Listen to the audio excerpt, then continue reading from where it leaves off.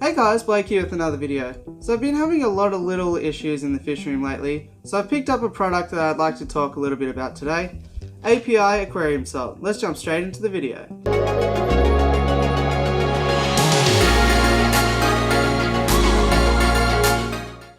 So in terms of using aquarium salt in the home aquarium, a lot of new fish keepers become a bit confused and it can be a little bit overwhelming. After all, who would have thought that salt would be required in a freshwater aquarium? It makes sense to be confused about it, I think.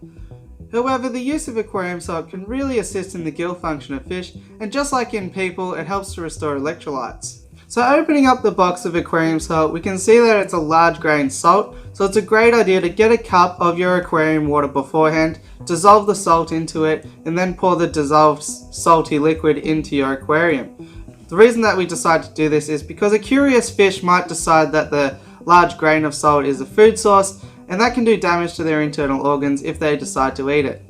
One thing to be mindful of though is if you run loaches or invertebrates such as snails and shrimp, they may be more sensitive to the aquarium salt, so maybe I'd steer clear of it in those cases. And also, if you run planted tanks, then some plants don't do well with a little bit of salt either.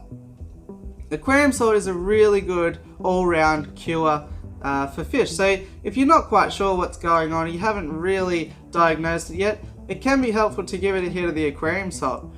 Aquarium salt has been known to fix common issues such as fin rot, fungal infections, and external parasites. In actual fact, I've treated ick, one of the most common parasites, a lot of times using just salt and turning up the heat. And it seems to do a great job. We don't have the downsides of stained aquarium silicone or ornaments.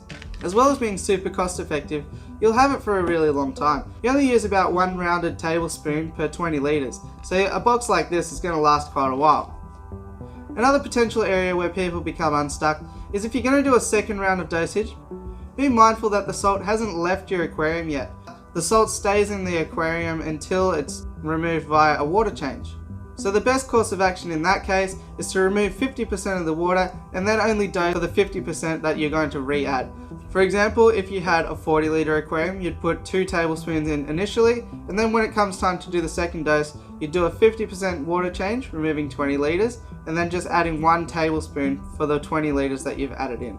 I hope that doesn't overly complicate it. The instructions are really clear on the box.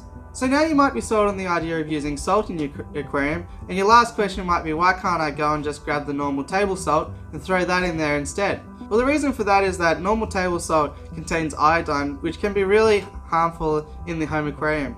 API aquarium salt in particular is actually harvested from dehydrated seawater, so as well as the sodium chloride, it contains a lot of natural minerals too, which your fish will really benefit from. So I really recommend to anybody, if you're just a little bit confused about something that's going on, pick yourself up some aquarium salt. It's a great staple to have in the fish room. Hope you enjoyed this video. If you have used aquarium salt in the past, let me know your good stories below.